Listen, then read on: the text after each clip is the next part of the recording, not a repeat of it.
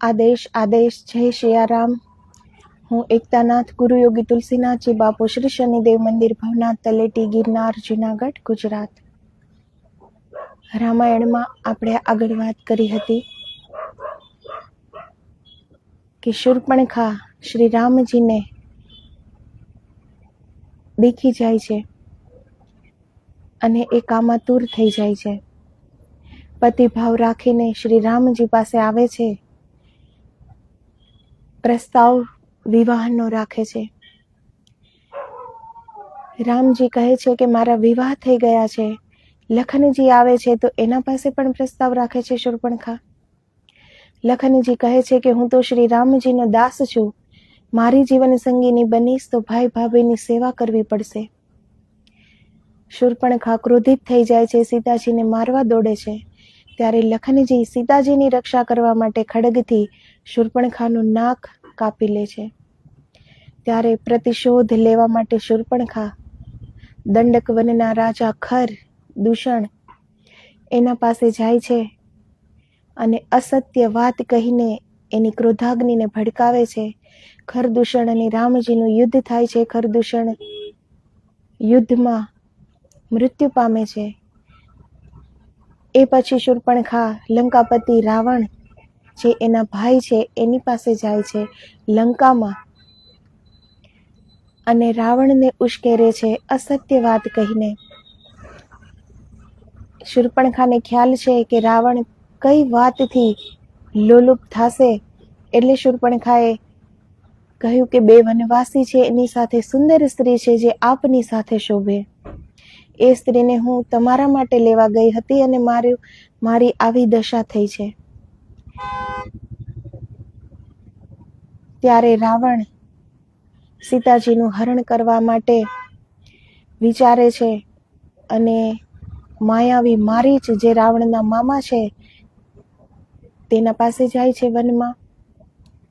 મારીચ ને રામજીનો શક્તિનો સ્વયં અનુભવ છે એટલે મારીચ પ્રભુ નામમાં મગન થઈને વનમાં રહે છે. ત્યાં જઈને રાવણ એને વાત કરે છે કે સીતાજીનું હરણ કરવાનું છે, આપ માયાથી કાંચન મૃગ રૂપ ધરો. રામજી અને લક્ષ્મણજી કુટિયાની બહાર આવે ત્યારે હું સીતાજીનું હરણ કરીશ. મારીચ પણ એને ખૂબ સમજાવે છે. એને ખ્યાલ છે રામજીની શક્તિનો કે રામજી કોઈ સાધારણ વ્યક્તિ નથી. તાડકા સુબાહુનો વધ કર્યો છે અને એક બાણમાં જ જોજન દૂર મારીચને ફેંકી દીધો હતો શ્રી રામજીએ. પણ મારીચની વાત પણ રાવણ સમજતા નથી. મારીચ મૃગ કાંચન બનીને આવે છે, સીતાજીની નજર પડે છે. રામજીને એને લેવા માટે મોકલે છે. રામજીનું બાણ વાગતા જ મારીચ લક્ષ્મણ લક્ષ્મણ સીતા સીતા એમ પુકારે છે. સીતાજીને અવાજ સંભળાય છે. લક્ષ્મણજીને કહે છે કે તમારા ભાઈ વિપત્તિમાં છે, તમે એને બચાવવા જાઓ. લક્ષ્મણજીને ખ્યાલ છે કે આ ભાઈનો અવાજ નથી, પણ સીતાજી માનતા નથી. તો સીતાજી લક્ષ્મણજીને મોકલે છે. લક્ષ્મણ રેખા બનાવે છે કે આ રેખાને તમે પાર ન કરતા. પણ રાવણ એ માયાવી છે, સાધુ રૂપમાં આવીને ભિક્ષા માગે છે સીતાજી પાસે અને લક્ષ્મણ રેખા પાર કરી દે છે. સીતાજી ભિક્ષા આપવા માટે રાવણની વાતોમાં આવી જાય છે. ત્યારે રાવણ પુષ્પક વિમાનમાં બેસાડીને સીતાજીનું હરણ કરે છે. આ દ્રશ્ય જટાયુ જોઈ જાય છે. જટાયુ એને બચાવવાના પ્રયાસો કરે છે પણ રાવણે એની પાંખો કાપી નાખી અને જટાયુ ઘાયલ થઈને ધરતી પર ઢળી પડે છે. હવે આપણે આગળ જોઈએ. લખનજી રામજી પાસે પહોંચે. રામજીને અતિ ચિંતા થાય. લખન, તારી આશંકા સાચી હતી, આ મૃગ નહીં હતી માયાજાળ. લખનજી કહે, આપની આજ્ઞાનું પાલન ન કરી શક્યો હું ભૈયારામ. આપના શબ્દો સંભળાયા, એ પુકાર સાંભળી ભાભી રડવા લાગ્યા. મારે આવવું જ પડ્યું આપને બચાવવા. ભાભીએ કટુ વચનો કહ્યા. મેં ગુરુ મંત્ર બોલી લક્ષ્મણ રેખા દોરી છે ત્યાં, સુરક્ષિત એ રેખામાં રહેશે માં સિયા. રામજી કહે, તોય મને ચિંતા અતિ થાય છે લખન. કુટીર પહોંચે ક્યાંય ન દેખે સિયાને રામ લખન. સિયા સિયા ભાભી ભાભી બે ભાઈ એને પુકારતા જાય, પર્ણ કુટીરમાં એ આસપાસ સ્થાનમાં ક્યાંય ન દેખાય સિયા. સીતાજી પોતાના આભૂષણો એક એક કરી ફેંકતા જાય, કરે પ્રાર્થના વન દેવતાને, મને ગોતતા જ્યારે આવે રઘુનાથ, આ એને બતાવી દેજો હે વન દેવતા, રસ્તો એને બતાવી દેજો. રામ લખન વન વન ફરે, સીતા સીતા પુકારે, રડે આજ રઘુનંદન, વનને વૃક્ષોને પૂછે વનરાઈને, નદીના જળને પૂછે ફૂલ પરાગે, પૂછે પૂછે પર્વતને. છટાયું પીડાથી આર્તનાદથી રામ રામ પુકારે. રામ લખન અવાજ સાંભળી ત્યાં આવે, છટાયુની દશા જોઈ કહે, કોણે ઘાત કર્યો તાત તમ પર, બતાવો વાત અમને. બહુ મુશ્કેલથી પ્રાણ રોકી રાખ્યો તો રામ, જટાયુ કહે, કહેવી છે સીતાની વાત. રામજી પૂછે, સીતા ક્યાં છે, શું જાણ છે આપને? જટાયુ કહે, સીતા હરણની વાત, પુષ્પક વિમાનમાં રાવણ હરી ગયો સીતાને રામ. સીતાનું દુઃખ ને જોવાઈ રડતી હતી અપાર, લખન ભૈયા બચાવો આર્ય બચાવો, મુખેથી લેતી હતી આ બે નામ. તો સીતાજી જેવી રીતે પુકાર કરતા હતા કે આર્ય બચાવો, લખન ભૈયા મને બચાવો, એ આર્તનાદ જટાયુ અતિ પીડિત છે એટલે એ રામજીને કહે છે કે સીતાજી એ ચોધાર આંસુએ રડતા હતા, આપ બંનેને એ પુકારતા હતા. જટાયુ ખૂબ ઘાયલ છે, તેની પાંખો કાપી નાખી છે રાવણે, છતાં એણે મુશ્કેલીથી પોતાનો પ્રાણ રોકી રાખ્યો છે રામજીને આ ખબર આપવા માટે. મેં રાવણ સાથે યુદ્ધ કર્યું, સીતાને બચાવવાનો કર્યો પ્રયાસ, રાવણે ખડગથી મારી પાંખ કાપી, હું થઈ ગયો અસહાય. રામજી પૂછે, ક્યાં લઈ ગયો એ સીતાને, અમને બતાવો તાત. દક્ષિણ દિશામાં લઈ ગયો, ક્યાં લઈ ગયો નથી ખબર રામ, પણ સીતાને જલ્દી મુક્ત કરાવજે, એનું દુઃખ છે અપાર. રામજી કહે, રાવણને કુળ સહિત મારીશ, વચન આપું છું તાત. જટાયુએ રામજીના ખોળામાં ત્યાગ્યા પ્રાણ, રડે છે બહુ રઘુનાથ. લખન પક્ષીઓમાં છે કેવી ઉદારતા, સીતાને બચાવવા જટાયુએ છોડી દીધા પ્રાણ. પુત્રની જેમ વિધિવત અગ્નિ સંસ્કાર કરીશું, ઋણ એનું ક્યારેય ન ભૂલીશું. રામ લખન જટાયુના કરે અગ્નિ સંસ્કાર, જટાયુના કેટલા છે આ ધન્ય ભાગ. તો જટાયુજી પક્ષીનો દેહ છે એને, પણ એ કેટલા સદભાગી છે, રામજીના સ્વયં શ્રી હરિ નારાયણના ખોળામાં એનું મૃત્યુ થાય છે અને એક પુત્રવત રામજી લખનજી એના અગ્નિ સંસ્કાર કરે છે. એ પક્ષી છે છતાં પણ એની ઉદારતા કેટલી છે, એની સમજ કેટલી હતી, એનું હૃદય કેટલું વિશાળ હતું. પ્રાણ ત્યાગી દીધો સીતાજીને બચાવવા માટે, નહીતર એ પક્ષીનો દેહધારી હતા એ. છતાં પણ કેટલા સંસ્કાર, કેટલા મહાન વિચાર હશે જટાયુના. એટલે જ તો રામજીના ખોળામાં એનું મૃત્યુ થયું અને રામજીના હાથે અગ્નિ સંસ્કાર થયો.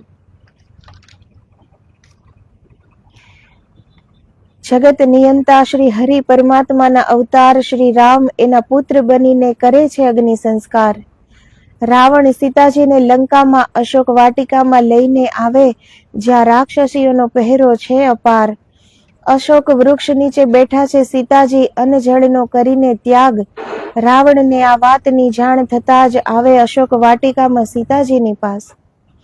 તો સીતાજીને જ્યારે હરણ કરીને લઈ જાય છે રાવણ, ત્યારે અશોક વાટિકામાં અશોક વૃક્ષના નીચે સીતાજી બેઠા છે. તો સીતાજીને અશોક વાટિકામાં રાખીને રાવણ તો પોતાના મહેલમાં ચાલ્યા જાય છે, પણ સીતાજી અન્નજળનો ત્યાગ કરી દે છે. આ વાતની જાણ થતાં રાવણ સીતાજીની પાસે આવે છે. સીતા, મૃત્યુની ઈચ્છાથી અન્નજળ ત્યાગ્યા હોય તો કહી દઉં તને વાત, મારી આજ્ઞા સિવાય કાળ ન લઈ જઈ શકે તને સાથ. નવગ્રહ ઇન્દ્ર ને યમરાજ લંકેશની આજ્ઞાના છે આધીન, મારી શક્તિની હજી તને નથી જાણ સીતા. તો રાવણ કહેવાય છે નવગ્રહ જેણે ઢોલીએ બાંધ્યા હતા. શનિદેવનું તો એ આસન કરીને એના ઉપર બેસતા રાવણ. તો દેવતાઓ તો રાવણથી થર થર કાંપતા હતા. યમરાજ તો એના કેદી હતા એના મહેલમાં. તો રાવણ કહે છે કે અનજળનો ત્યાગ અગર દેહ છોડવા માટે કર્યો હોય તો ભૂલી જાજે, કેમ કે મારી આજ્ઞા સિવાય યમરાજ પણ તમને નહીં લઈ જઈ શકે. શક્તિની ન વાત ન કર મૂર્ખ, એ શક્તિઓને તે આ અધર્મ કરી કલંકિત કરી. બ્રહ્માજી ને શિવજીની દીધેલ શક્તિઓનો દુરુપયોગ કરી તે એને પણ કલંકિત કર્યા. એ શક્તિ હવે ભ્રષ્ટ થઈ ગઈ રાવણ, હવે એ શક્તિનો અહંકાર ન કર. તો રાવણ શિવજીના અનન્ય ભક્ત છે. બ્રહ્માજીની વર્ષો સુધી એણે તપસ્યા કરીને વરદાન પ્રાપ્ત કર્યા હતા. તો જે રાવણમાં શક્તિ હતી એ પોતાના તપસ્યાનું ફળ હતું. પણ રાવણમાં જ્યારે અહંકાર આવ્યો, અહંકારથી જ એને આખું બુદ્ધિ સૂજી કે એ શૂર્પણખાની વાતમાં આવી ગયા. તો અહંકાર એ આપણા જીવનને અનિષ્ટ તરફ દોરી જાય છે. એ અહંકારે જ રાવણને માર્યો છે. કુળ સહિત રાવણનો નાશ થયો એના અહંકારના કારણે. તો એની શક્તિ ઓછી ક્યારે થાય? એનામાં અહંકાર આવ્યો તો અહંકાર ભર્યું હૃદય એ બધા માટે એક અહિત જ કરે છે. પછી તો એની શક્તિઓ ક્યારે ઓછી થાય? જ્યારે એ આવું કોઈ દુષ્કર્મ કરે. તો રાવણે એ કર્મ આજે કરી દીધું. એટલે સીતાજી કહે છે કે જે શક્તિઓ તારામાં છે, જે શક્તિઓની તું વાત કરે છે, એ શક્તિઓ બ્રહ્માજી અને શિવજીએ તને આપી હતી, પણ હવે તો એ શક્તિઓનો દુરુપયોગ તે કરી દીધો. એટલે તો એ શક્તિઓ પણ હવે ક્ષીણ થઈ જશે અને બ્રહ્માજી અને શિવજી પણ એનું નામ પણ કલંકિત કર્યું. તે રાવણ, હવે એ શક્તિનો અહંકાર ન કર.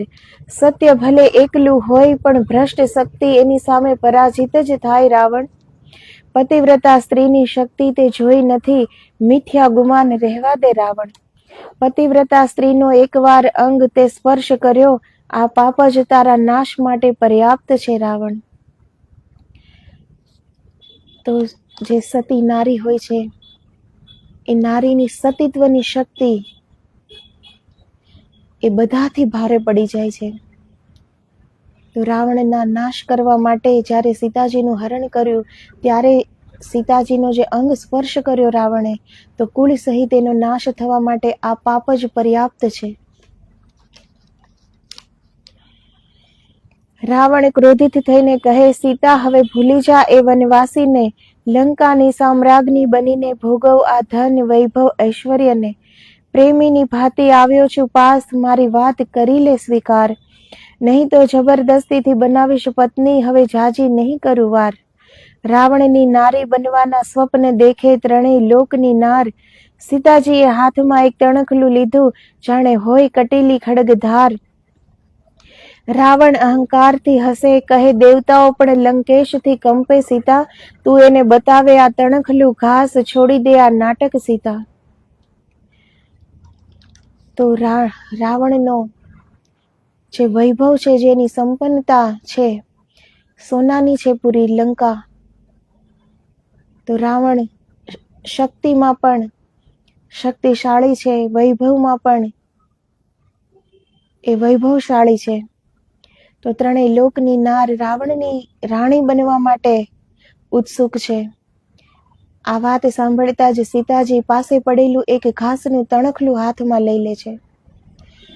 રાવણ અહંકારથી હસે છે કે જે રાવણથી દેવતાઓ કંપે છે, એને તું તણખલું બતાવીને એને તું રોકે છે. સીતાજી કહે, પતિવ્રતા સ્ત્રીને પર પુરુષ વચ્ચે આ તણખલું પણ આધાર. મન વચન કર્મથી રઘુવીરને માન્યા પતિ રૂપ, તો આ તણખલું બને અગ્નિ જ્વાળ.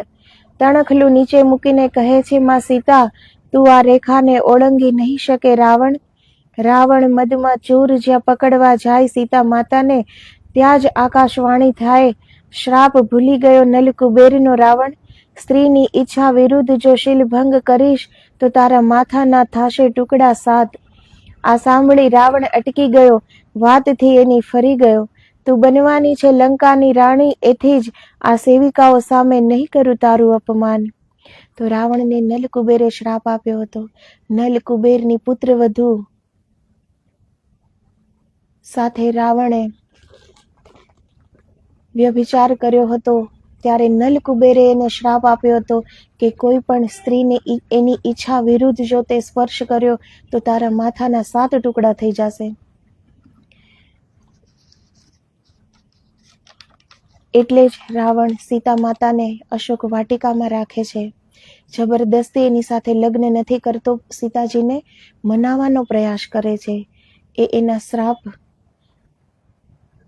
એને એના શ્રાપની આ ખબર છે, એટલા માટે જ સીતાજીને એના મહેલમાં નથી લઈ ગયો, કોઈ જબરદસ્તી નથી કરતો. રાવણ રાક્ષસીઓને કહેતો ગયો, સામ દામ દંડ ભેદથી કોઈ પણ પ્રકારે આને સમજાવો.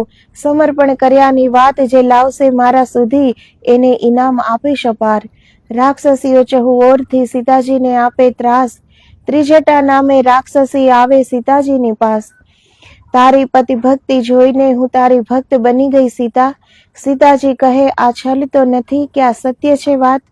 પતિવ્રતા નારી સામે છલ ન ટકે કોઈનું સિયા. અન્ન ગ્રહણ કરી લ્યો સીતા, ના ન કહો હવે. સીતાજી કહે, હવે મરવાનું જ ઉચિત, આવું જીવવું કેમ હવે? ત્રિજટા કહે, શું રામ પર વિશ્વાસ નથી? તું આમ કેમ બોલે? શ્રી રામ પર તો ત્રણેય લોકનો વિશ્વાસ માતા ત્રિજટા.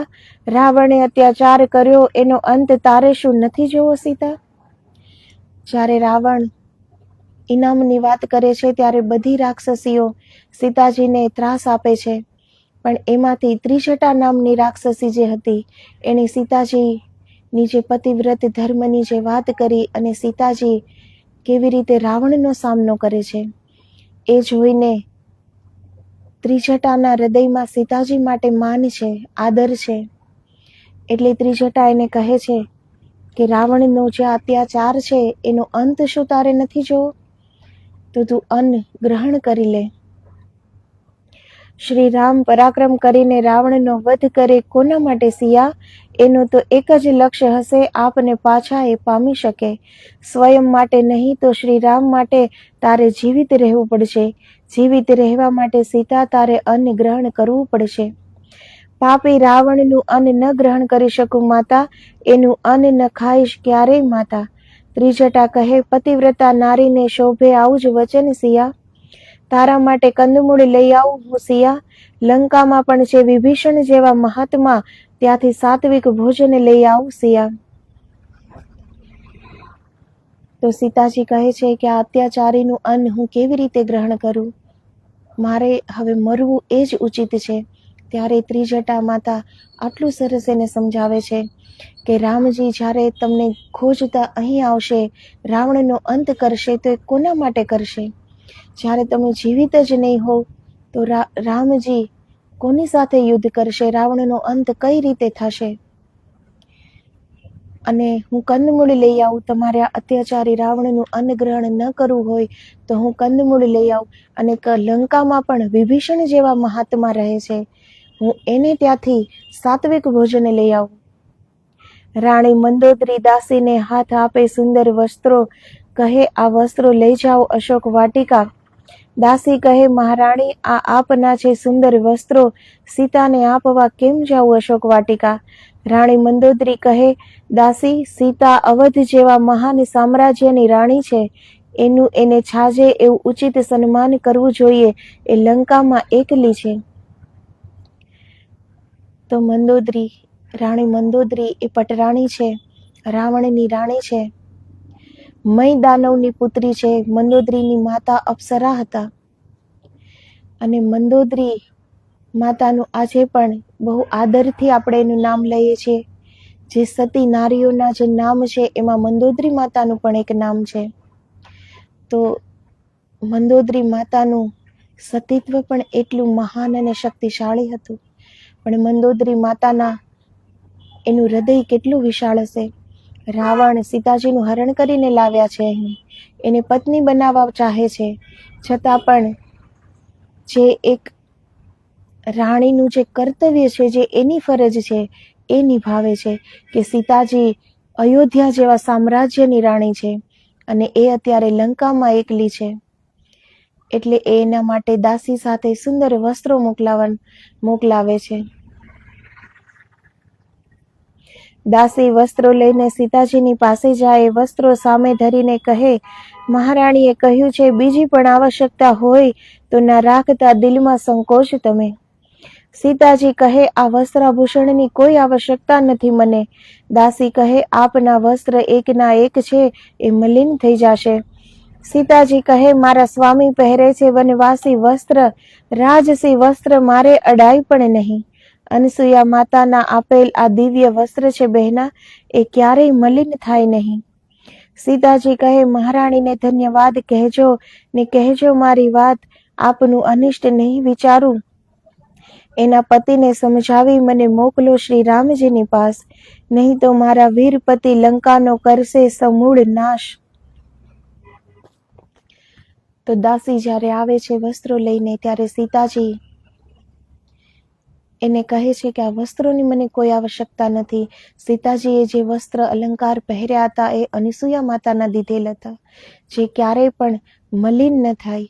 એ જ આભૂષણ જ્યારે રાવણે હરણ કર્યું સીતા માતાનું, ત્યારે પુષ્પક વિમાનમાંથી સીતાજી એના એક આભૂષણ એ નીચે પાડતા જાય છે કે રામજી જ્યારે એને ખોજતા આવે ત્યારે એને રામજીને ખ્યાલ આવે દિશાની, તો એ વસ્ત્રો ક્યારેય પણ મલિન ન થાય. તો સીતાજી એ વસ્ત્રનો સ્વીકાર નથી કરતા, કહે છે કે મારા સ્વામી વનવાસી વસ્ત્ર પહેરે છે, રાજસી વસ્ત્ર તો હું અડી પણ ન શકું, એનો સ્પર્શ પણ હું ન કરી શકું. પણ એ મંદોદરીજીએ જે મોકલાવ્યું છે એના માટે વસ્ત્ર, એ કારણથી સીતા માતા કહે છે કે હું આપનું અનિષ્ટ નથી ઈચ્છતી, તો મંદોદરીને તમે એ સમાચાર આપજો મારા તરફથી કે એના પતિને સમજાવીને મને શ્રી રામજી પાસે પાછા મોકલે, નહીં તો મારા પતિ સમૂળ લંકાનો નાશ કરશે. દાસી મંદોદરી પાસે જઈને સીતાજીએ કહેલે વાત કહે. મંદોદરી કહે, ધન્ય આર્ય નારી, ધન્ય છો તમે. હવે તો મને પણ લાગે છે ભય, સતી સ્ત્રીનો અપરાધ, લંકાનો સમૂળ થશે નાશ. મંદોદરી સમજાવે રાવણને, સીતાને મોકલી દો એના પતિની પાસ, આ અધર્મ લંકાની પ્રતિષ્ઠા પર કલંક છે નાથ. રાવણ અભિમાનથી કહે, વીર પુરુષ પાછો પગ ન કરે, બુદ્ધિ પર પડ્યો કામનો પડદો, રાવણ કોઈ ન વાત સમજે. રામ લખન વિહવળતાથી શોધે માતા સીતાને, ત્યાં જ રસ્તામાં સીતાજીના કંગન મળે. આ કંગન તો સીતાના લખન, રામજી કહે. વનમાં આગળ વધતા ગયા રામ લખન સંગે. એક અસુરે હાથ ફેલાવી રચી માયા, રામ લખનને રોકવાના કરે એ પ્રયાસ. લખનજી એ બાહુપાશમાંથી છૂટવા ખડગ લઈ કાપી નાખ્યા એ દાનવના હાથ. કબંધ રાક્ષસ પર કોણે કર્યો પ્રહાર? સંસારમાં બે જ વીર પરાક્રમી છે, જે મુજ પર કરી શકે પ્રહાર. રામ લખન પાસે જાય ને અસુરીને આપે સ્વયંની ઓળખાણ. હે વીર પરાક્રમી, હું આપની જ જોતો હતો રાહ, હું ઋષિ સ્થૂલ શિરાના શ્રાપથી દાનવ બન્યો. એણે મને કહી હતી વાત, રામચંદ્ર અનુજ લખન સાથે ગોતવા આવશે એની ભાર્યા, એ કાપશે તારી વિશાળ ભુજાઓ ને તારા શરીરનો કરશે અગ્નિ સંસ્કાર. શ્રાપમાંથી મુક્ત થઈશ ત્યારે એ સમય આવી ગયો આજ. માતા સીતાના વિષયમાં મારે આપને કહેવી છે વાત પ્રભુ શ્રી રામ. રામજી કહે, સીતા વિશે આપ અમને કહો વાત, રાવણ હરી ગયો છે એને અમને બસ એટલી જ છે જાણ. તો કબંધ રાક્ષસ એના બાહુઓ એટલા વિશાળ છે કે રામ લખનને રોકવાના પ્રયાસ કરે છે, ત્યારે એના બાહુઓમાંથી છૂટવા માટે લખનજી એના હાથ કાપી નાખે છે. એ કબંધ રાક્ષસ એ સ્થૂલ શિરા ઋષિના શ્રાપને કારણે દાનવ બન્યા હતા. મારું રાક્ષસી શરીર છે શ્રાપજન્ય, શરીર સાથે જતું રહ્યું દિવ્ય જ્ઞાન. આપ મારા શરીરનો દાહ સંસ્કાર કરો તો મને મારું રૂપ પુનઃ મળી જાય. લખનજી કહે, આપ જીવિતને દાહ સંસ્કાર કેવી રીતે આપીએ અમે? આપને એમાં નહીં લાગે છરીએ દોષ, વાત મારી માની લ્યો તમે. બ્રહ્માજીનું વરદાન છે, શસ્ત્ર પ્રહારથી મરીશ નહીં, એક જ ઉપાય છે, અગ્નિમાં જલાવો મને. એમાં જરાય સંકોચ ન રાખો તમે. હું દનુ નામે ગંધર્વ, વીર બલી મહાપરાક્રમી વાત કહું છું તમને મારી. દેવતાઓની જેમ સુંદર શરીર, કાંતિમાન, મનોહર ને અતિ તેજસ્વી. કૌતુક માટે રાક્ષસ શરીર ધારણ કરી ડરાવતો ઋષિમુનિઓને ભય બતાવી. સ્થૂલશિરા નામે અનુપમેય તેજસ્વી હતા પરમ મહામુનિ. મેં એને હેરાન કર્યા, એની મહાનતાને નામે જાણી. સૂર્યદેવની સાક્ષીએ હાથમાં લઈ જળ આપી દીધો શ્રાપ મને. ભયંકર રૂપ ધરે છે રોજ, હવે એ જ રૂપમાં તું રહીશ સદા. તો દનુ નામનો ગંધર્વ જે દેવતાઓની જેમ જ સુંદર હતા, મનોહર હતા, કાંતિવાન હતા, પણ એ રાક્ષસના રૂપ ધરીને, માયાવી રૂપ ધરીને ઋષિઓને હેરાન કરતા હતા. સ્થૂલશિરા નામના ઋષિએ એટલે જ એને શ્રાપ આપ્યો કે હવે તું કાયમ માટે દાનવ બની જા. ચરણ પકડી લીધા મેં મુનિવરના, એને વિનંતી કરી અપાર. રાક્ષસ રૂપ ધારણ કરીશ એટલે રાક્ષસ વૃત્તિ તારામાં રહેશે સદા. પણ કરું છું દયા તારા પર, તને મુક્તિનો ઉપાય બતાવી. રામ લખન સીતાજીની ખોજમાં આવશે, તારી ભુજાઓ એ કાપશે લાંબી. તારા શરીરનો અગ્નિદાહ કરશે, ત્યારે તારી થઈ જશે મુક્તિ. સુંદર શરીરને આત્મજ્ઞાનની પુનઃ તને થઈ જશે પ્રાપ્તિ. મને દીર્ઘ જીવનનું વરદાન છે. ઇન્દ્રદેવ સાથે યુદ્ધ થયું, એણે વજ્રથી કર્યો પ્રહાર. મારું માથું અને પગ કબંધમાં ઘૂસી ગયા. કૃપા કરી મુજ પર મારા શરીરનો દાહ કરો સૂર્યાસ્ત પહેલા. મારું શરીરને દિવ્ય જ્ઞાન પાછું પ્રાપ્ત થાય મને, તો સીતાજીની આપી શકું સૂચના તમને. તો કબંધ રાક્ષસ કહે છે કે મારું આ શ્રાપજન્ય શરીર છે, એને તમે અગ્નિ સંસ્કાર કરો. પણ લખનજી કહે છે કે તમે જીવિત છો અને અમે તમારું અગ્નિ સંસ્કાર કેવી રીતે કરીએ? ત્યારે કબંધ દાનવ એને એના જીવનની વાત કરે છે કે બ્રહ્માજી એને વરદાન આપ્યું છે કે એ કોઈ શસ્ત્ર પ્રહારથી એનું મૃત્યુ ન થાય, એના મૃત્યુ અગ્નિથી જ થઈ શકે. તો તમને મારો અગ્નિ સંસ્કાર કરવામાં તમને કોઈ દોષ નહીં લાગે, અને મને મારું શરીર જ્યારે પુનઃ પ્રાપ્ત થશે ત્યારે જ મારું દિવ્ય જ્ઞાન પાછું આવશે, અને ત્યારે જ હું તમને સીતાજીની વાત કરી શકીશ. કબંધનો દાહ સંસ્કાર થયો શ્રી રામજીના હાથે. દિવ્ય શરીર પુનઃ પ્રાપ્ત કર્યું, દિવ્ય દ્રષ્ટિથી જોયું દનુએ. કુબેરનો નાનો ભાઈ બ્રહ્માજીના વરદાનને કારણે દિગ્વિજયી છે. દક્ષિણ દિશામાં હરી ગયો છે રાવણ માતા સીતાને. એ ક્યાં રહે છે ત્યાં મારી દ્રષ્ટિ નથી પહોંચતી રઘુનાથ. તો દિવ્ય દ્રષ્ટિ એને પાછી મળે છે, છતાં પણ એ એટલું જ જોઈ શકે છે કે દક્ષિણ દિશામાં રાવણ એને હરી ગયો છે, અને એ રાવણ કુબેરજીનો નાનો ભાઈ છે. પણ એ ક્યાં લઈ ગયો સીતા માતાને એ દિવ્ય દ્રષ્ટિથી પણ નથી જોઈ શકતા. તો રાવણની કેટલી અગાધ અને અમાપ શક્તિ હશે. લંકાની નગરી ઉપર કેવું કવચ હશે રાવણનું, કે એ ગંધર્વ પાસે દિવ્ય દ્રષ્ટિ છે, છતાં પણ એ સ્થાન એ જોઈ નથી શકતો, એ દિવ્ય દ્રષ્ટિથી પણ નથી જોઈ શકતો.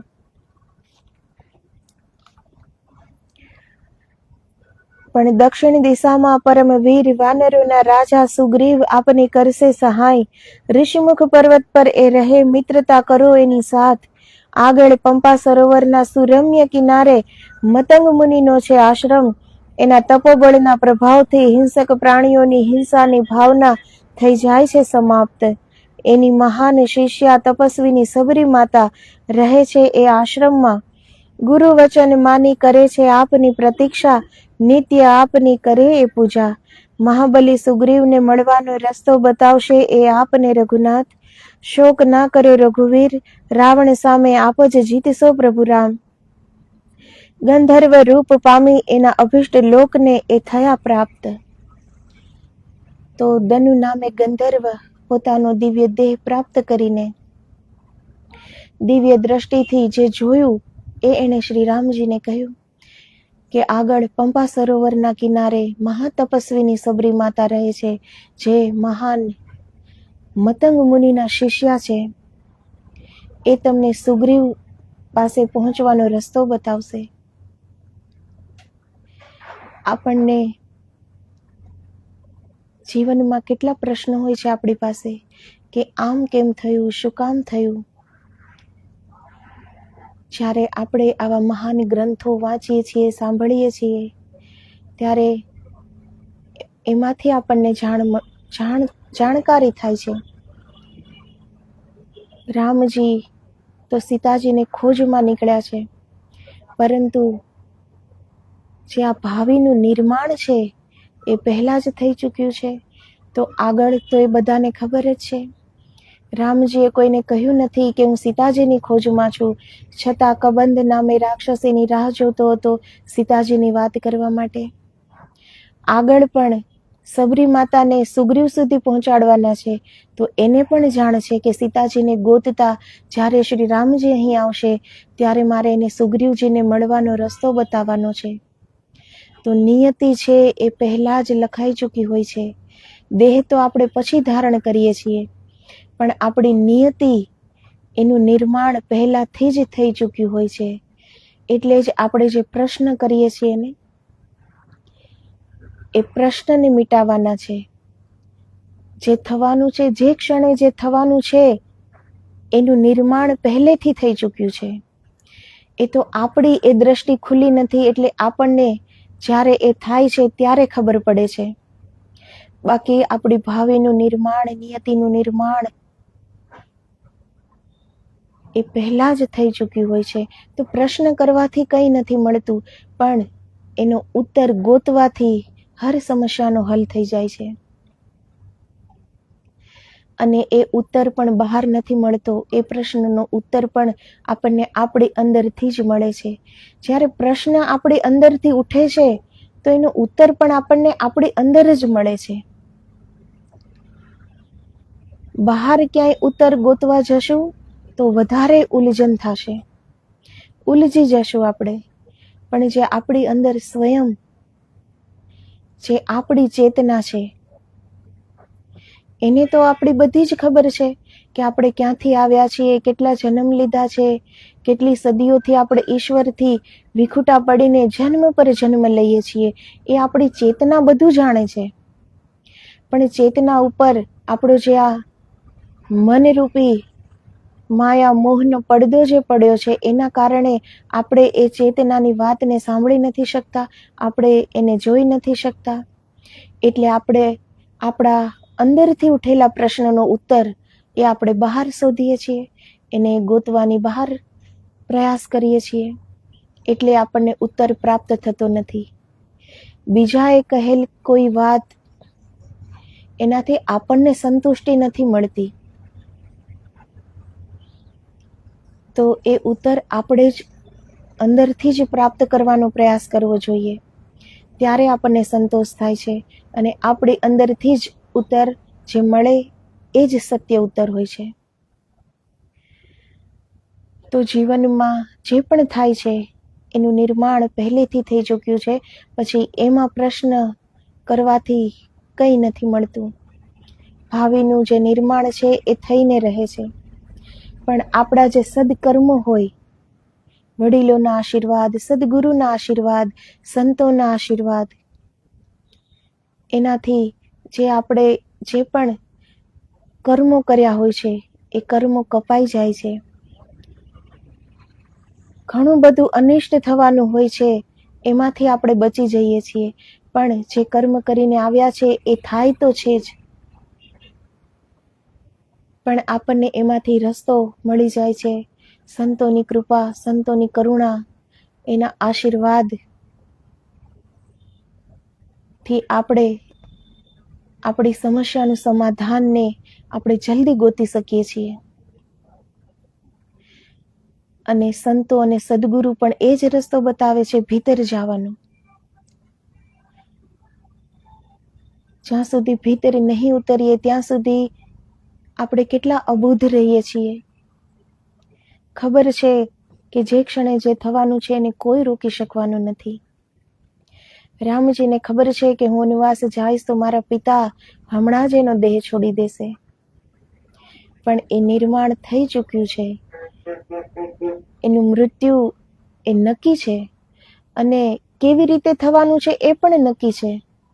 તો આપણે દિમાગને ઉલટી દિશામાં જે ઉર્જાનો વ્યય કરીએ છીએ. ઘણાને પ્રશ્ન થઈ જાય કે રામજીને તો ખબર જ હતી કે દશરથજી એના વગર નહીં રહી શકે, હમણાં જ એનું મૃત્યુ થઈ જશે, તો એ શું કામ વનમાં ગયા? તો પ્રશ્ન નથી કરવાનો. જે અવતારો ધારણ કરીને આવે છે એ આપણને એક જીવંત દ્રષ્ટાંતો આપે છે. એ જીવીને બતાવે છે આપણને કે જીવવાનું કેવી રીતે છે. તો આમ ન થયું હોત તો પણ એ વસ્તુ આવતી જ નથી. કેમ કે એ જ નિમિત્ત હતું કે રામજીનું જવાનું વનમાં, અને એના જવાથી જ એના દુઃખમાં દશરથજીને પ્રાણ છોડવાનો હતો. એ વિધિનું વિધાન હતું. તો એ ગયા, કેમ ગયા, શું કામ ગયા? ન ગયા હોત તો આમ ન થાત. એ પ્રશ્ન જ નથી. બધાના જીવનમાં એમ થાય છે ને. કોઈને એમ થાય છે કે મેં આ ન કર્યું હોત તો, પણ એ થઈ જાય છે, કરવું નથી હોતું. ભગવાને બધાને બુદ્ધિ આપી છે, બધાને ખ્યાલ છે સારા નરસાની, બધાને પરિણામની પણ ખબર છે કે મારું આ કાર્ય હું આમ કરીશ તો એનું પરિણામ આ થશે, છતાં પણ કરી નાખે છે. કેમ કે એ નિયતિનું નિર્માણ છે, તો એ થઈ જાય છે. એટલે જ જે થઈ ગયું છે એને આપણે ભૂસી નહીં શકીએ, પણ જે બાજી જે અત્યારે આપણા હાથમાં છે, અત્યારે વર્તમાન તો આપણા હાથમાં છે ને, કે અત્યારે આપણે જે સદકાર્યો કરીએ, સારા કર્મો કરીએ, સરસથી જીવન જીવીએ, માનવ બનીને આવ્યા છીએ, માનવતા ભર્યું જીવન જીવીએ. બધા નથી કરી શકતા કે જપ તપ આરાધના ઉપાસના એ અત્યારની ભાગદોડ ભરી જિંદગીમાં બધા નથી કરી શકતા. યુગ પરિવર્તિત છે અત્યારે, બધાના વિચારો બહિર્મુખી છે અત્યારે, બધા નથી કરી શકતા. પણ માનવ બનીને આવ્યા છીએ તો માનવતા રાખીને જીવીએ, બધા પર દયા દ્રષ્ટિ રાખીને જીવીએ. એ તો કરી શકાય ને, કે જે કરીને આવ્યા છીએ એનો આઈનો તો આપણી સામે છે, એ તો સામે આવવાનું છે આપણું કર્મ. પણ નવા કર્મ ન બનાવીએ, દુઃખદ કર્મ ન બનાવીએ. આપણી જિંદગી જેવી રીતે આપણે જીવીએ છીએ, જે કર્મ આપણે કરીએ છીએ, એ પલ પલ એ કર્મ એ આપણે જ કરીએ છીએ ને. એ કર્મનો કરનાર કરતા કોણ છે? આપણે જ છીએ. પછી દોષ આપણે ઈશ્વરને આપીએ છીએ. તો વર્તમાન આપણા હાથમાં છે, અત્યારે આપણે સદકાર્ય કરીએ. જે થઈ ગયું છે એ આપણા હાથમાં નથી, પણ જે હાથમાં છે એ બાજી તો જીતી લઈએ.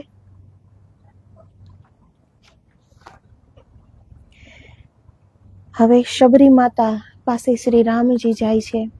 શબરી માતા કોણ હતા, કેવી રીતે એને મતંગ મુનિ પાસે એ આવ્યા, એની આપણે વાત કરીએ. ભીલની પરમ તપસ્વીની સબરીજી, જેને એના ગુરુએ આપ્યું વચન, રામ સ્વયં આવશે તને મળવા, રાહ જોજો એની સદા. એ પરમ તપસ્વીની માતા શબરીજીની છે પાવન કહાની. ભીલ જાતિમાં જન્મ થયો તોય દેવી વિચારોની સંપદા એનામાં. વિવાહ નક્કી થયા શબરીજીના ત્યારે, મહેમાનોના સ્વાગત માટે પશુઓને લાવ્યા એના પિતા. એ ભીલ જાતિ છે, શબર જાતિમાં જન્મ થયો છે શબરી માતાનો, પરંતુ દેવી સંપદા છે એનામાં, એટલા ઊંચા વિચારો છે એના. ભીલ જાતિ છે તો એના વિવાહ નક્કી થાય છે ત્યારે એના પિતા પશુઓને લાવે છે, અને ત્યાં વનમાં એ પશુઓને એ બાંધે છે કે વિવાહમાં જ્યારે મહેમાનો આવશે ત્યારે સ્વાગત માટે ભીલ છે એટલે એ માંસ ને એવું ખાતા હોય. શબર જાતિ માંસ ભક્ષણ કરતી, શબરીજીનું હૃદય દ્રવી ગયું. એક વિવાહ માટે આટલા પશુઓની થાશે હત્યા? તો શબરીજી એટલા મહાન હતા, એના વિચારો એટલા મહાન હતા. બાકી ભીલ જાતિમાં તો આ સામાન્ય વાત છે, પશુઓનો વધ કરીને એનું માંસ ખાવું. પણ શબરી માતાનું દિલ દ્રવી ગયું, કેમ કે મહાન આત્મા હતા. એને શિષ્યા બનવાનું હતું મતંગ મુનિનું, તો એનું હૃદય દ્રવી ગયું. આટલા પશુઓના હત્યાનું હું કારણ બનીશ? પશુઓ પ્રત્યે એના હૃદયમાં કરુણા જાગી અપાર. રાત્રે પશુઓને એણે મુક્ત કર્યા, કંઈ પણ બીજું વિચાર્યા વગર. હવે ક્યારેય વિવાહ નહીં કરું. વિવાહ સમયે પશુ પક્ષીની હત્યા થાય એવું નહીં થવા દઉં. પશુ પક્ષીને મુક્ત કરવા રસ્સીઓ કાપે શબરીજીને પશુઓ કૃપા દ્રષ્ટિથી જોવે એને, જાણે કહેતા હોય કે અમને બંધન મુક્ત કર્યા આપે શબરી, આપને બંધન મુક્ત કરવાની હવે અમે ઈશ્વરને કરશું પ્રાર્થના શબરી. તો શબરીજી નક્કી કરી લે છે, પશુઓની રસ્સીઓ કાપે છે અને એ મનમાં નક્કી કરી લે છે, એક નિર્ણય કરી લે છે કે હવે હું ક્યારેય વિવાહ નહીં કરું. જો વિવાહ પાછા થાય તો પાછા આટલા પશુઓની બલિ દેવાય. તો એ રસ્સીઓ કાપે છે શબરી માતા, ત્યારે પશુઓ એટલી કરુણા દ્રષ્ટિથી એની સામે જોવે છે કે તમે અમને બંધન મુક્ત કર્યા છે, તો ઈશ્વરને અમે પ્રાર્થના કરીશું કે તમે પણ બંધન મુક્ત થઈ જાઓ. આપે અમારી રક્ષા કરી, ભગવાન આપની રક્ષા કરે સદા શબરી. પશુ પક્ષીઓને છોડ્યા બાદ શબરીજીના હૃદયમાં વૈરાગ્ય ઉત્પન્ન થયો. જો હું ઘરમાં રહીશ, પાછા વિવાહ કરાવશે અને પાછા નિર્દોષ જીવોની હત્યાની આમ જ વ્યવસ્થા કરાશે. સંસાર પ્રતિ વૈરાગ થયો, એનો મહાન પુણ્યોદય થયો.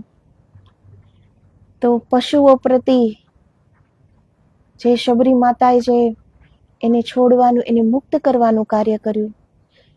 તો આપણે પશુઓની ભાષા જાણતા નથી, પણ એ હકીકત વાત છે કે આપણું જે પણ સારું કરેલું કર્મ, એનું આપણે કોઈ વળતર માંગતા નથી, પણ એ અનાયાસ પ્રાપ્ત થઈ જાય છે. પશુઓને એણે મુક્ત કર્યા, એ સાથે જ શબરી માતાના હૃદયમાં વૈરાગ્ય ઉત્પન્ન થયો. તો સારું કરવા વાળાનું ફળ તરત જ મળે છે, પણ કોઈ વિરલા હોય છે કે એ એના ફળને સમજી શકે છે. આપણા જીવનમાં પણ એમ થાય છે, આપણાથી જે સારા કાર્યો થાય છે એનું ફળ આપણને પ્રાપ્ત થાય જ છે, પણ આપણી દ્રષ્ટિ ત્યાં નથી પહોંચતી. આપણી દ્રષ્ટિ હજી એટલી વિશાળ થઈ જ નથી, એટલે ત્યાં નથી પહોંચતી.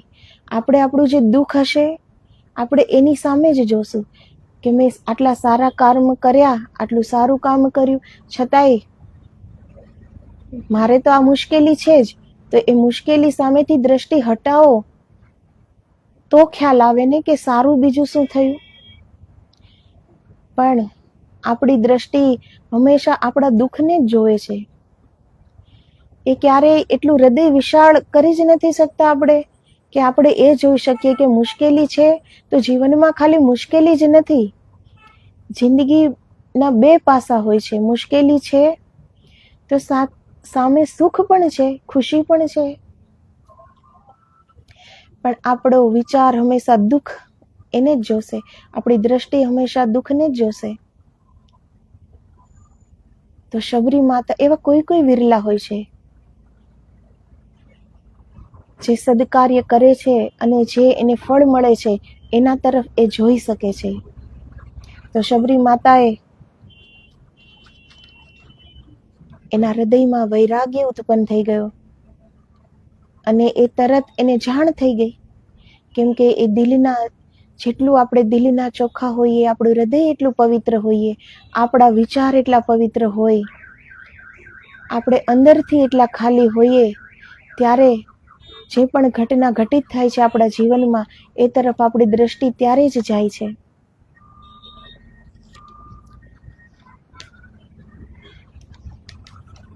સંસાર પ્રતિ વૈરાગ થયો, એનો મહાન પુણ્યોદય થયો. રાત્રે જ ઘર છોડી ભાગી નીકળ્યા શબરી. કોઈ ગામમાં જઈશ તો પાછા લઈ જાશે પકડીને મને, વિચારે શબરી. એકાંત વનમાં રહેવાનો અભ્યાસ છે તો વનમાં જ ચાલી જાઓ. વનમાં આવતા જ વિચારે, ભગવાનના ભજનની પ્રીતિ પ્રાપ્ત કરવી હોય તો સંતોની કૃપા જોઈએ. તો જે માંસ ભક્ષણ કરે છે, જેની નાની એવી દુનિયા છે, ભીલોની વસ્તી જે જંગલમાં રહે છે, ક્યારેય એ કોઈ બહારની વસ્તીમાં પણ ગયા નથી હોતા, એવી ભીલોની વસ્તીમાં એની ઉંમર પણ નાની છે શબરી માતાની, છતાં પણ એના વિચાર કેટલા મહાન છે. તો જે મહાન થવા આવ્યા હોય છે એ પહેલેથી જ એનો જન્મ ક્યાં થયો છે, કયા કુળમાં, કઈ જાતિમાં, એનું કોઈ મહત્તા નથી. એના વિચાર કેવા છે, એની દ્રષ્ટિ કેવી છે, એની કરુણા કેવી છે, એ મહાનતાની નિશાની છે.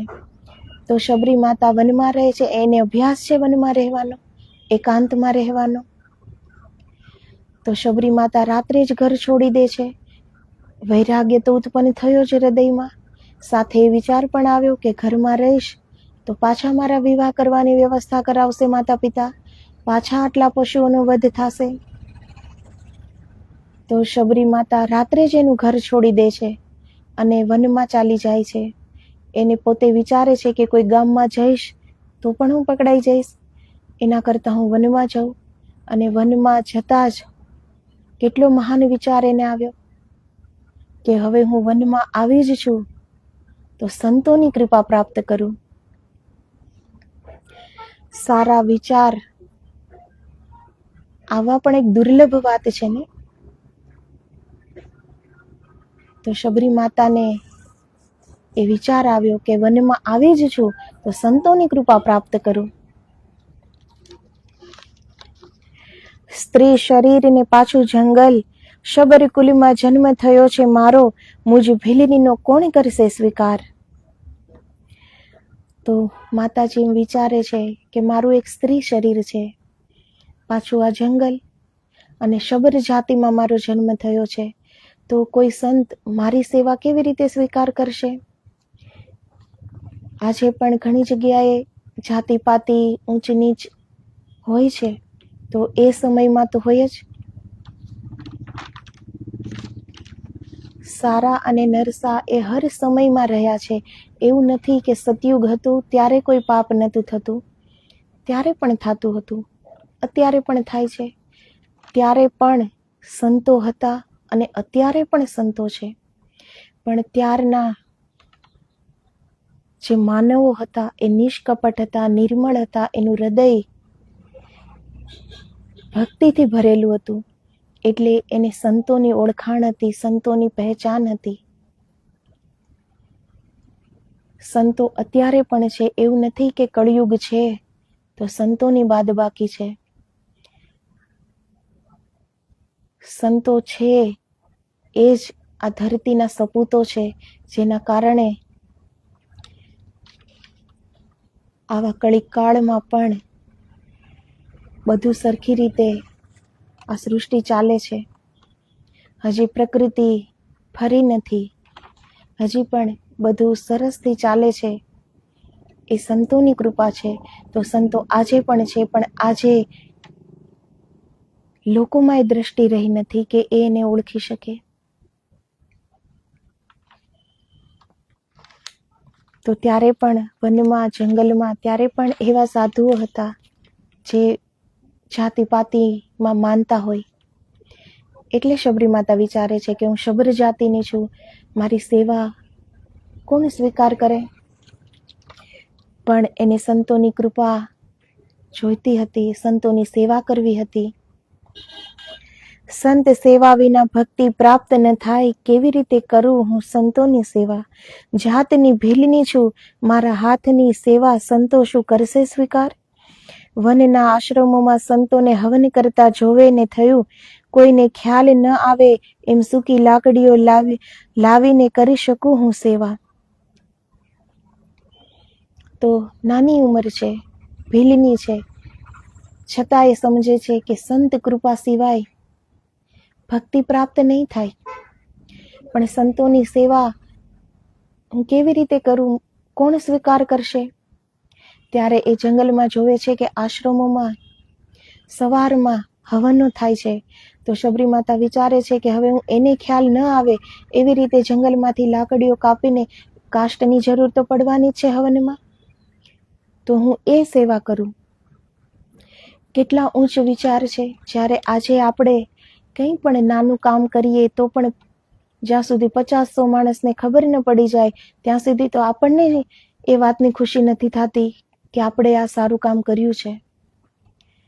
ત્યારે શબરી માતા બિલકુલ એકલા છે, અસહાય છે, જંગલમાં છે, સ્ત્રી શરીર છે, છતાં પણ કેટલો ઉત્તમ વિચાર આવ્યો. અને સેવા એને જ કહેવાય છે. સેવા કરીને નથી કહેવાતી, એ શબ્દોથી નથી કહેવાતી સેવા. ત્યારે જ એને સેવા ગણાય છે. આજે નાનું નાનું કામ કરો એ છતાં પણ એ એક પોતાની અહંતાને પોષિત કરે છે કે હું આટલી સેવા કરું છું. માણસ કંઈ જ નથી કરી શકતો. જે નિયતિનું નિર્માણ છે, જેને જે સમયે જ્યાં જવાનું છે, જેનું કામ કરવાનું છે, એ થઈ જ જાય છે. એમાં આપણું કોઈ ભાગ નથી હોતો કે એનો સારો શ્રેય આપણે લઈ લઈએ, પણ આપણે હંમેશા જ બધું શ્રેય આપણે લઈ લઈએ છીએ. સંતોની, સદગુરુની કૃપા એ તો એની કરુણા છે કે આપણે એનું કંઈક કરી શકીએ. તો એમાં આપણે અહંકાર કરવાની જગ્યા જ નથી કે આપણે એનું આ કર્યું. એ તો સંતોની કૃપા હતી, એણે કરુણા કરી કે એણે આપણને કંઈક કહ્યું કે આપણે આપણા કર્મોમાં કંઈક સારું ભાથું ભરી ગયા, કંઈક સારું કર્મ આપણે કરી શક્યા સંતોની કૃપાથી. તો શબરી માતાનો ઉત્તમ વિચાર કે કોઈને ખ્યાલ નહીં આવે એવી રીતે હું સંતોની સેવા કરું. રાત્રિના છેલ્લા પહોરમાં સંતો હવન કરે ને દિવસે વનમાંથી સૂકી લાકડીઓ શબરી ભેગી કરે. રાત્રે છુપાઈને આશ્રમમાં લાકડીઓ રાખી આવે. જે રસ્તા પરથી ઋષિમુનિઓ સરોવરમાં સ્નાન કરવા જાય એ રસ્તા પરના કાંટા કંકર વીણીને માર્ગની સફાઈ કરે. પ્રાતઃકાલ સરોવર જવા એકદમ સ્વચ્છ માર્ગ જો ઋષિઓ વાત કરે, આ કોણ હશે જે આપણને આવું ભારી સુખ પ્રદાન કરે? તો શબરી માતાનો આ નિત્યક્રમ બની ગયો હતો. દિવસે જંગલમાંથી સૂકી લાકડીઓ લઈ આવે અને રાત્રે કોઈને ખબર ન પડે એવી રીતે છુપાઈને આશ્રમમાં લાકડીઓને મૂકી આવે કે સવારમાં સંતો હવનમાં એનો ઉપયોગ કરી શકે, એને અલગથી વીણવા ન જવું પડે લાકડીઓ. તો આવી સેવા શબરી માતા કરતા. અને સંતો જ્યારે બ્રહ્મ મુહૂર્તમાં સરોવર પર સ્નાન કરવા જતા ત્યારે શબરી માતા એ માર્ગને સ્વચ્છ રાખતા, કાંટા કંકર એ બધું વીણી લેતા અને એ માર્ગને સ્વચ્છ કરી દેતા. તો હવે એનો નિત્યક્રમ બની ગયો હતો. તો હવે સંતોને વિચાર આવે છે કે આટલું સુખ આપણને કોણ પ્રદાન કરે છે, આટલી સેવા કોણ કરે છે? શબરીજી તો રાત્રિમાં જ કામ કરીને એકાંતમાં ચાલી જાય. સેવામાં રુચિ ત્યારે જ થાય જ્યારે ભગવાનની કૃપા વરસે. સેવા એમનેમ નથી થઈ શકતી. આપણે જે શ્રેય લઈ લઈએ છીએ ને કે મેં સેવા કરી, પણ એક કંઈક જન્મોના પુણ્યનો જ્યારે ઉદય થાય ત્યારે આપણે ગુરુની, સંતોની સેવા કરી શકીએ છીએ. એ સદભાગ્ય આપણને ત્યારે પ્રાપ્ત થાય છે. શબરીજી વિચારે કોઈની દ્રષ્ટિ પડશે મારા પર તો સંતોને દુઃખ થશે. અધમ શરીર છે ભીલ જાતિનું, પછી મારી આ સેવા સંતો ન સ્વીકાર કરશે. તો શબરીજીને એ વિચાર આવ્યો જ્યારે સંતોના એ શબ્દો સાંભળે છે, જ્યારે એકબીજા વાતો કરે છે કે આ સેવા કોણ કરે છે. તો શબરીજીને વિચાર આવે છે કે જો સંતોને ખ્યાલ આવી જશે કે આ સેવા હું કરું છું તો મારું આ અધમ શરીર છે, મારી શબર જાતિ છે, એ પછી તો હું સંતોની સેવા કેવી રીતે કરીશ? તો સંતો એને કંઈ કહી દેશે એ વાતની બીક નથી શબરીજીને, પણ શબરીજીને એમ થાય છે કે એ સંતોને ખ્યાલ આવી જશે મારી જાતિનો, એ પછી હું સંતોની સેવા કેવી રીતે કરીશ? એને દુઃખ થાય છે. મતંગ મુનિ અનુપમેય પ્રજ્ઞાશીલ મહાનતમ બ્રહ્મ ઋષિ, ઈશ્વર કે પ્રતિ અસીમ પ્રેમ દ્રઢ નિશ્ચયી છે મતંગ મુનિ. વિચારે છે આ કોણ છે જે અમારી સેવા કરે છે આટલી? છુપાઈને જોવે છે મુનિ, એના શિષ્યો પણ છુપાઈને લાગે છે જોવા. શબરીજી લાકડીઓ લાવીને રાખે આશ્રમમાં, મુનિવર એની સામે આવી જાય પલમાં. શબરીજી ડરી ગયા, શબર જાતી છું એ વાત ની હવે બધાને થશે જાણ, પછી મારી સેવાનો કોઈ ન કરશે સ્વીકાર. શબરીજીને જંગલમાં ન ખાન પાનની વ્યવસ્થા, ઝાડીઓમાં છુપાઈને રહે, ખંતથી શ્રમ કરે ને રાત્રે સંતોની કરે સેવા. એની કૃશ કાયા ને ઉદાસ મુખ જોઈ મતંગ મુનિની આંખો વરસી ગઈ. તો મતંગ મુનિ બ્રહ્મ ઋષિ છે, અનુપમેય તેજોમયી, દ્રઢ નિશ્ચય છે મતંગ મુનિ, પ્રજ્ઞાશીલ છે.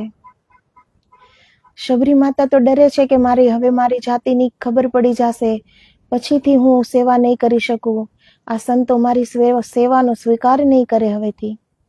પણ મતંગ મુનિ એ તો મહાન છે, તો એને તો જાતિ પાતિ ઊંચ નીચ એવું કઈ હોય નહીં. તો મતંગ મુનિ એની આંખોમાં અશ્રુ આવી જાય છે શબરી માતાને જોતા જ, કેમ કે એની કૃશ કાયા થઈ ગઈ છે.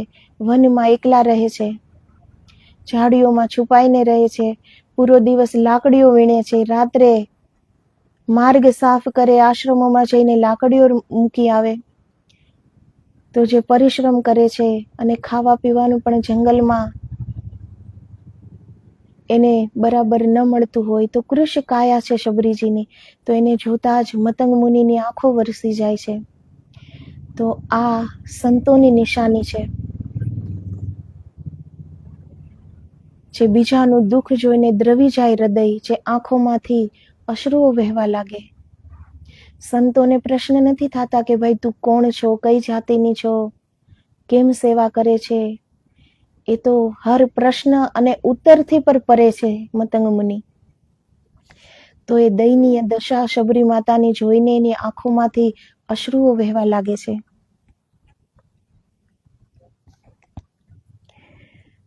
શબરીજીએ એના અતીતની બતાવી મુનિવરને કહાની. મતંગ મુનિ કહે હવે ચિંતાની કોઈ વાત નથી, આશ્રમમાં જ પર્ણ કુટીર બનાવીને રહો શબરી. શિષ્યોને આ વાત ન ગમી, ઋષિવર કહે સ્ત્રી શરીર કે પુરુષ શરીર ન જોવાય જાતિ પાતી. તો મતંગ મુનિ તો મહાન છે, દ્રઢ નિશ્ચય છે. એણે શબરી માતાને એ કહી દીધું કે તમે પર્ણ કુટીર બનાવીને અહીં મારા આશ્રમમાં જ રહો, હવે તમે ચિંતા ન કરો. પણ મતંગ મુનિના શિષ્યોને આ વાત નથી ગમતી, કેમ કે એને ખ્યાલ આવ્યો ને કે આ ભીલની છે. તો બધાની દ્રષ્ટિ તો એટલી વિશાળ હોતી નથી, બધાનું હૃદય એટલું વિશાળ હોતું નથી. જે બહારિક જીવે છે એ તો બહારનું જ શરીર જોશે, અને જે આત્મામાં રમમાણ કરે એવા મતંગ મુનિ, એને તો આત્માની ઓળખાણ છે. તો એની દ્રષ્ટિ તો શરીર જોતી પણ નથી. જેણે પોતાના સ્વસ્વરૂપનું દર્શન કરી લે છે, જે પણ મહાત્મા, એને પછી બહારના શરીર એની ઉપર એની દ્રષ્ટિ નથી પડતી, એ દેખાતું પણ નથી. આપણને ઘણીવાર પ્રશ્ન થાય છે ને કે કેટલા જે મહાન તપસ્વીઓ, મહાન મહાત્માઓ, મહાન સંતો થઈ ગયા છે, એ જ કેમ દુઃખી હોય છે શરીરથી. રામકૃષ્ણ પરમહંસને કેન્સર થયું, ઘણા બધા મહાત્માઓને એવા રોગ થાય છે. એનું એક કારણ એ પણ છે કે એ જે સંતો છે એ શરીરથી પરે ઉઠી ગયા છે, એટલે એ શરીર સાથે જોડાઈ નથી શકતા કે જે એની અંદરની ઉર્જા છે એ શરીરને બચાવી શકે. એટલે એ રોગ એ શરીરમાં આવી જાય છે. સંતો તો બીજાના પણ રોગ લઈને પોતે જ ભોગવી લે છે, પણ જે મહાન સંતો થઈ ગયા છે એને શરીર સાથે કંઈ જ નથી હોતું, યાદ પણ નથી રહેતું કે અત્યારે હું દેહધારી છું એમ. જેણે પોતાના સ્વસ્વરૂપના દર્શન કરી લીધા, જેને ઓળખાઈ ગયું કે આપણે અંદર જે આત્મા છે એ જ પરમાત્મા છે, તો એ પછી જ્યાં પણ દ્રષ્ટિ કરશે એને એ બ્રહ્મ તત્વ જ દેખાશે. એને પછી આ દેહનો ચોલો નહીં દેખાય, એને બધામાં બ્રહ્મ દેખાશે. એ બધાને પરમાત્મા સ્વરૂપ જ જોશે. તો બધાની દ્રષ્ટિ એટલી મહાન નથી હોતી, કેમ કે બધાએ પોતાને ઓળખ્યા નથી. હજી બધા દેહમાં જીવે છે કે હું આ શરીર છું, હું આ મન છું. પણ જેણે એની આત્માને ઓળખી લીધી, જેણે એ બ્રહ્મ તત્વને ઓળખી લીધું, એનામાં તો એક જ ભાવ છે, બ્રહ્મ ભાવ, જે મતંગ મુનિમાં હતો.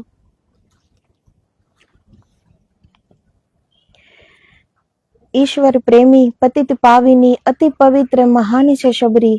મતંગ મુનિ કહે, હું તને મંત્ર દીક્ષા અને નામ દીક્ષા બંને પ્રદાન કરીશ શબરી. તો આ સેવાનું ફળ છે. શબરી માતાએ કોઈ ફળની આકાંક્ષાથી સેવા નહોતી કરી. એને તો સંતોની સેવા કરવી હતી, નિર્મળ મનથી.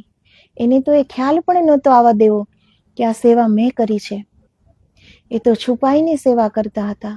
છતાં પણ જે સારું કર્મ કર્યું, જે સારું કાર્ય કર્યું, જે સંતોની સેવા કરી, એનું ફળ મતંગ મુનિ જેવા સદગુરુ પ્રાપ્ત થયા શબરી માતાને. અને પ્રાપ્ત થતાની સાથે જ મતંગ મુનિ કહે છે કે હું તને મંત્ર દીક્ષા અને નામ દીક્ષા પ્રદાન કરું છું. તો સેવાનું ફળ એ જોઈતું હોય કે ન જોઈતું હોય, એ આકાંક્ષા હોય કે ન હોય, પણ સારા કાર્યનું ફળ હંમેશા સારું મળે જ છે. પણ સારું કાર્ય કરતા આપણે જે પહેલા જે અપેક્ષાઓ હૃદય ભરી દઈએ છીએ કે હું આ સારું કામ કરું તો મારી સાથે આટલું સારું થવું જોઈએ, તો આપણે ત્યારે જ્યારે એ વેપાર કરી દઈએ છીએ ને, કે વ્યાપાર, એનાથી આપણને કંઈ પ્રાપ્ત થતું નથી. નહીંતર સારું કાર્ય થાય છે જેનાથી, એને તરત જ એનું ફળ મળે છે. ઈશ્વર હોય કે સદગુરુ હોય કે સંત હોય, એ કોઈનું ઋણ રાખતા નથી. એ તો તત્કાલ પ્રદાન કરે છે. આપણે તો એનું શું કરી શકીએ? છતાં પણ એ આપણને ભરપૂર કરી દે છે. એટલે જ એને કરુણાના અવતારો કહે છે ને. સંતો આવે જ છે પૃથ્વી પર એટલા માટે, કરુણા વરસાવવા માટે. જે આત્મ સ્વરૂપના દર્શન જે એણે કર્યા, જે પરમાનંદની પ્રાપ્તિ એને થઈ છે, એ અધીરા છે દેવા માટે. પણ એવા પાત્ર બનીએ ત્યારે કૃપા દ્રષ્ટિ પ્રાપ્ત થાય ને. અને શબરી માતા તો પાત્ર છે જ. તો મતંગ મુનિ જેવા સદગુરુ પ્રાપ્ત થયા, અને એનાથી તરત જ નામ દીક્ષા અને મંત્ર દીક્ષા પણ એને પ્રદાન કરવાનું મતંગ મુનિ કહે છે. મતંગ મુનિએ ભીલનીને મંત્ર દીક્ષા અને નામ પણ આપ્યું. આ વાત પૂરા વનમાં ફેલાણી. બધા મુનિવરનો કરવા લાગ્યા વિરોધ. કહે, સ્ત્રી જાતિને મંત્ર દીક્ષા, એ પણ છે નીચ જાતિ. તો બધા જંગલમાં જ રહે છે, તપસ્યા કરે છે, સાધુઓ છે એ પણ, છતાં એની દ્રષ્ટિ હજી ક્યાં પહોંચી છે કે એ સ્ત્રી જાતિ છે, નીચ જાતિ છે. એને મતંગ મુનિએ કેમ દીક્ષા આપી? હજી તો એ જ ઉલઝનમાં છે. જે સ્વયં ઉલઝનમાં છે, જેના હૃદયમાં સ્વયં હજી પ્રશ્નોના અંબાર છે, એ એના શિષ્યોને કેવી રીતે સુલઝાવી શકે?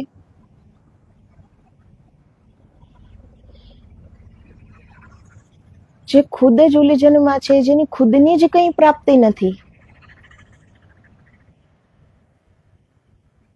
ધર્મ ઉપરથી, સંતો ઉપરથી આજની જનરેશનનો વિશ્વાસ ઉઠતો જાય છે. એનું એક કારણ આ પણ છે.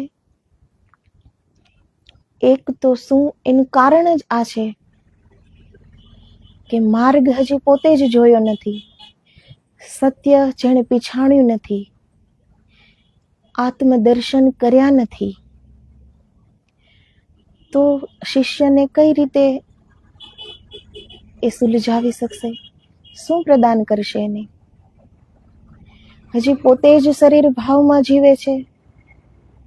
હજી નામનાની ચાહ છે, સંપત્તિની ચાહ છે, આશ્રમોની ચાહ છે, ઝાઝા શિષ્યો બને એની આકાંક્ષા છે.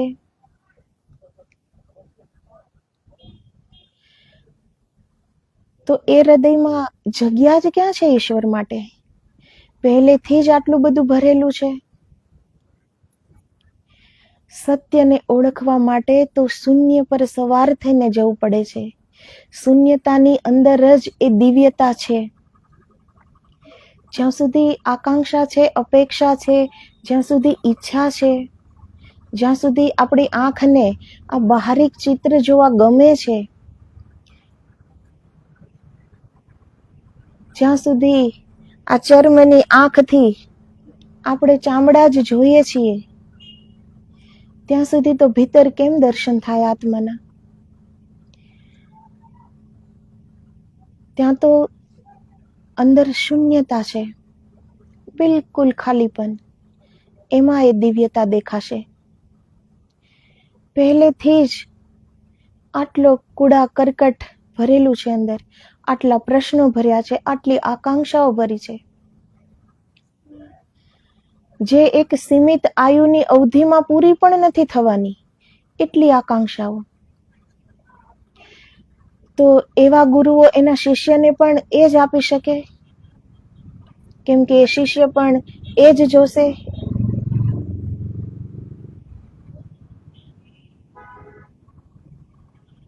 પણ આજે પણ સંતો છે જેના કારણે આ પૃથ્વી ટકી રહી છે. આજે બધાને એટલું જ યાદ રાખવાનું છે કે સંતો જે ગુરુ છે, ગુરુની કરनी गुरु जाएंगे, शिष्य की करनी शिष्य जाएगा. અગર પહેચાનમાં આવી ગયું છે કે આપણે શું કરવાનું છે, ગુરુ છે, સદગુરુ છે, એણે આપણને મંત્ર આપી દીધો, તો એ મંત્રને આપણે ક્યાં લઈ જાવો છે, એ મંત્રથી આપણે શું પ્રાપ્ત કરી શકીએ છીએ, એ તો આપણા હાથમાં છે ને.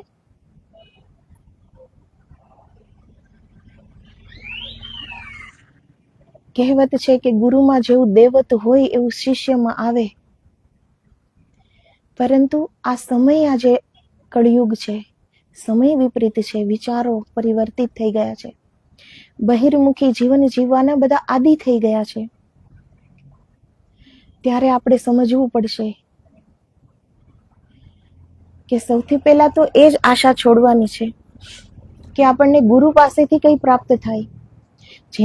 જેના ઉપર એવા સદગુરુ છે એની તો વાત જ નથી, એને તો બધું પ્રાપ્ત. એટલા મહાનતમ સદગુરુ જેની માથે છે, એ તો પોતે પણ એટલો જ મહાન હોવાનો જીવ, તો એની તો પ્રાપ્તિ છે જ. સદગુરુ મળ્યા તો ઈશ્વર પ્રાપ્તિ બાકી નથી રહેતી, સદગુરુ જ ઈશ્વર છે. પણ પ્રાપ્ત શું કરવાનું છે? પ્રાપ્ત કરવાનું છે આત્મ સાક્ષાત્કાર.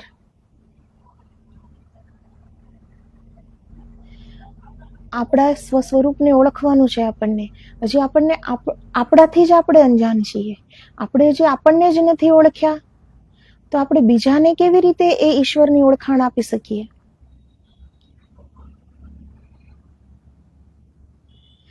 તો આપણે જ હજી અંજાન બનીને જીવીએ છીએ. આપણને ખબર નથી કે આપણે કોણ છીએ. હજી તો આપણે આપણા સ્વરૂપને ઓળખ્યું પણ નથી. ઈશ્વરે કેટલી દેવી સંપદા, કેટલી દિવ્ય ઉર્જાઓ સાથે એક સર્વશ્રેષ્ઠ આકૃતિ બનાવી માનવની. સારી પૂંજી આપણી અંદર છે, સારી ઉર્જા આપણી અંદર છે. તો સદગુરુ જેને પ્રાપ્ત થાય છે, જે રાહ બતાવે છે,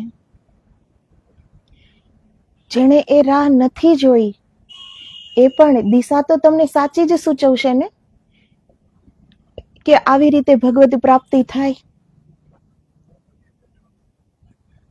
તો એ રાહ પર આપણે ચાલવાનું છે. ગુરુ મહાન હશે તો એની તો પણ ગુરુની કરनी ગુરુ જાશે, શિષ્યની કરनी શિષ્ય જાશે. હજી પણ આ યુગમાં સંતો છે. કંઈક પ્રાપ્તિ કરવી હોય તો હજી પણ સમય છે. આપણી પાસે વેદ, શાસ્ત્ર, ઉપનિષદ, સંતોની જીવની મહાન ગ્રંથો ઉપલબ્ધ છે આપણી પાસે. આજની જનરેશન ઘણા એમ કહે છે કે નથી અત્યારે ગુરુ કરવાની આવશ્યકતા નથી, અમારે ગુરુ નથી કરવા કહે છે ને, તો પણ કઈ ચિંતા જેવી વાત નથી. ચલો ગુરુ ન કરો તો આપણી પાસે ગ્રંથ છે, વેદ છે, શાસ્ત્ર છે.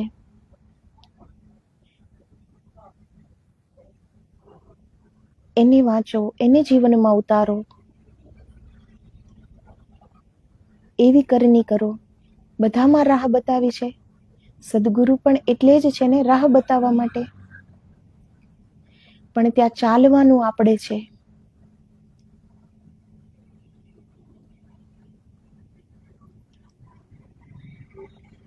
તો આજનો સમય જે પરિવર્તિત છે એના કારણે જ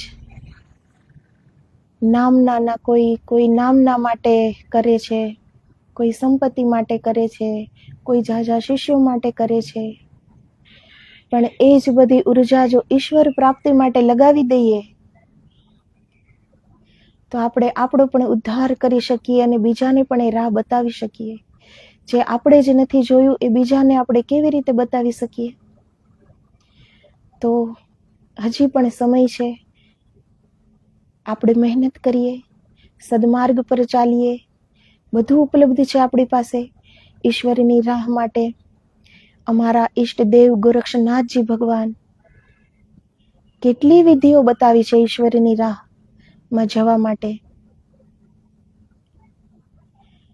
કેટલા યોગ, કેટલા પ્રાણાયામ, કેટલા જપ, કેટલા તપ, કેટલી સાધના, કેટલા મંત્રો આપ્યા છે.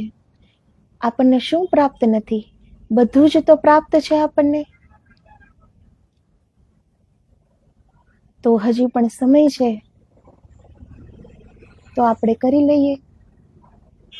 જ્યારે બધું પ્રાપ્ત છે, સુગમ રાહ છે, સમજ છે, તો સહજતાથી આપણે કરીએ. કમસે કમ મનુષ્યનો અવતાર મળ્યો છે. આપણે કોણ છીએ, ક્યાંથી આવ્યા છીએ, આપણું સાચું સ્વરૂપ શું છે, કમસે કમ એક જીવનમાં એટલું તો આપણે ઓળખીએ.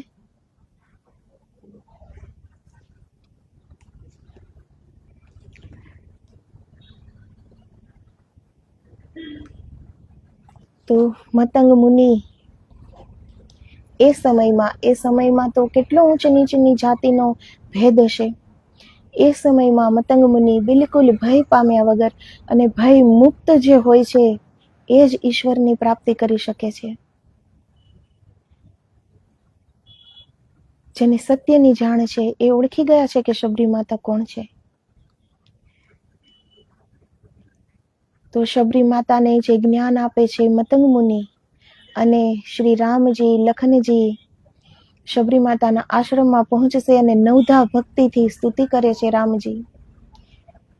નવધા ભક્તિ તો શબરી માતામાં સમાહિત જ છે, છતાં પણ રામજી કહે છે નવધા ભક્તિ કે એની આપણને જાણકારી થાય.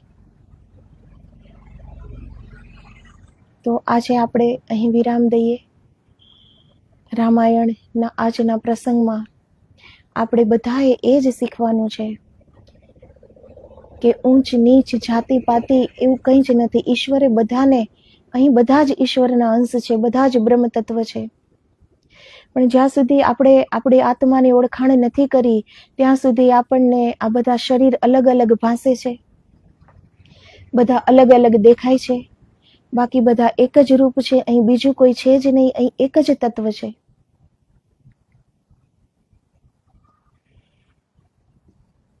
તો બ્રહ્મ અનુભૂતિ, આકાંક્ષા પૈસાની, સંપત્તિની, નામનાની ન રાખીએ. આકાંક્ષા રાખીએ બ્રહ્મ જિજ્ઞાસાની. એ બ્રહ્મ જિજ્ઞાસા જાગે ત્યારે ભીતર ઉતરીએ તો આપણને આપણી ઓળખાણ થઈ જશે કે આપણે કોણ છીએ, ક્યાંથી આવ્યા છીએ અને સત્ય શું છે. જેવી રીતે એક પાત્ર બની જાય છે તો એના માટે એક મહાન પાત્ર આપોઆપ મળી જાય છે. જેવી રીતે શબરી માતા પાત્ર હતા તો એને મતંગ મુનિ મળી ગયા. તો જેવું જે પાત્ર હોય છે એને એવું જ મહાન પાત્ર મળી જાય છે. એ વાત સત્ય છે. જે જેવું હોય છે એને એના જેવું મળી જાય છે. તો સંતો સદગુરો એ તો કરી જ રહ્યા છે અને કરી ગયા છે.